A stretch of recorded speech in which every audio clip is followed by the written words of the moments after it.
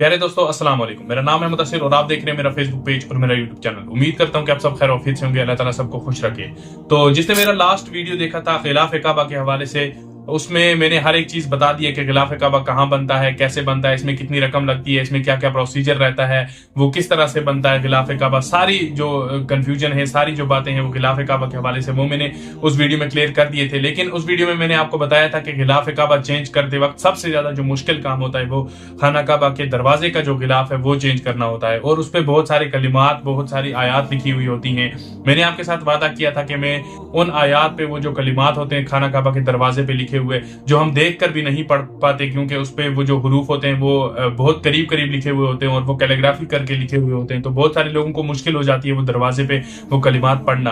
तो मैंने आपके साथ वादा किया था कि मैं खाना काबा के जो दरवाजे का खिलाफ है उस पे कौन कौन से कलिमात लिखे हुए हैं उसके हवाले से एक डिटेल्ड वीडियो लेके आऊंगा। तो हस्बे वादा मैं वो वीडियो लेकर आ गया हूँ। आज हम डिस्कस करेंगे कि खाना काबा के दरवाजे का ये जो गिलाफ है इस पे कौन कौन से कलिमात लिखे हुए होते हैं, कौन कौन सी आयात लिखी हुई होती हैं, सारी चीजें जो है हम आज डिटेल में डिस्कस करेंगे। तो चले वीडियो को शुरू करते हैं। सबसे पहले खाना काबा के दरवाजे का ये जो लेआउट है इस पे हम नंबरिंग कर देते हैं ताकि हमें बाद में समझ आ जाए कि कहाँ पे कौन सी आयत लिखी हुई है और कहाँ पे कौन सी सूरत जो है वो लिखी हुई है। सबसे पहले ये जो 3 डॉट हैं इनको हम नंबर 1 दे देते हैं, और उसके बाद ये जो 8 सर्कल हैं इनको हम नंबर 2 देते हैं। और 8 और ये 3, ये जो इनको नंबर है, 3 डॉट्स को हमने 1 नंबर दिया है यानी सेम नंबर दिया है, और 8 जो है सर्कल है इनको हमने सेम नंबर यानी 2 नंबर दिया है। ये इसलिए दिया है क्योंकि ये जो 8 गोल हैं, 8 सर्कल हैं, इनके अंदर सेम जो है हरूफ लिखे हुए हैं, और ये जो 3 हैं, 3 सर्कल्स, इनके अंदर सेम कलिमात लिखे हुए हैं। इसी तरह अगर हम 3 की अगर हम बात करें तो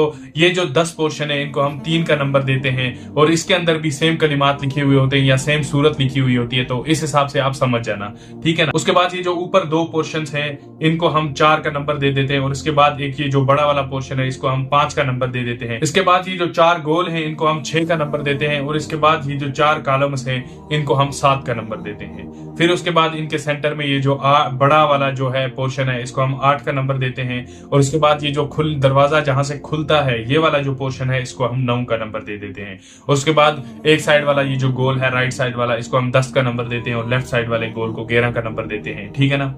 उसी तरह उसके ठीक नीचे ये जो है ऊपर वाला पहला पोर्शन है राइट साइड में, इसको हम 12 का नंबर देते हैं, और उसके लेफ्ट साइड में 13 का नंबर देते हैं। और उसके नीचे ये जो है 4 ये जो पोर्शंस आपको दिख रहे हैं इनको हम 14 का नंबर दे देते हैं, और नीचे हम 15 एंड 16 नंबर देते हैं जहां पे खाना काबा का ये गिलाफ ये किसने बनाया इसके बारे में जो है डिटेल्स लिखी हुई है, ठीक है ना। तो अब हम इन नंबरिंग के हिसाब से स्टार्ट करते हैं, नंबर 1 से स्टार्ट करते हैं कि खाना काबा के कौन से पोर्शन में कौन सी चीज लिखी हुई है, ठीक है ना।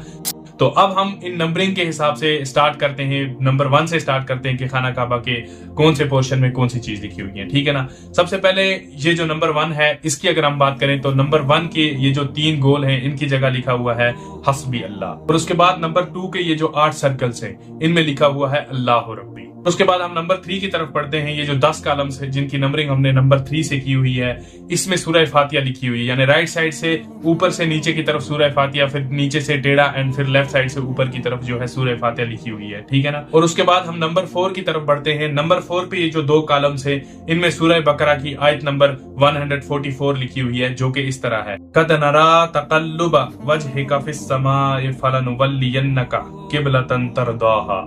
ये है नंबर 4 के जो कॉलम्स हैं उनमें ये आयत लिखी हुई है। इसके बाद नंबर 5 का ये जो बड़ा सा कॉलम है इस पे अगर हम आए तो इस पे सूरह आल इमरान की आयत नंबर 133 लिखी हुई है बिस्मिल्लाह के साथ में, जो कि इस तरह है, बिस्मिल्लाहिर्रहमानिर्रहीम वस्सारिउ इला मगफिरतिम मिर रब्बिकुम व जन्नातिन अर्दुहस समावाति वल अर्द उइद्दत लिल मुत्तकीन। उइद्दत लिल मुत्तकीन जो है वो साथ में छोटे से फॉन्ट में लिखा हुआ है। और इसके बाद हम ये नंबर 6 के ये जो 4 गोल हैं इनकी तरफ आते हैं तो इनमें लिखा हुआ है अल्लाहु नूरुस समावाति वल अर्द। और इसके बाद हम नंबर 7 की ये जो 4 कॉलम्स हैं इनकी तरफ आते हैं तो इनमें आयतल कुर्सी लिखी हुई है, और आयतल कुर्सी के बाद की जो एक आयत है वो भी लिखी हुई है, जो कि इस तरह है। आयतल कुर्सी तो आपको पता ही है, आयतल कुर्सी के बाद की आयत जो है वो मैं आपको बता देता हूँ, ला इकरा फिद्दीन कद तबय्यन रुश्दु मिनल गय।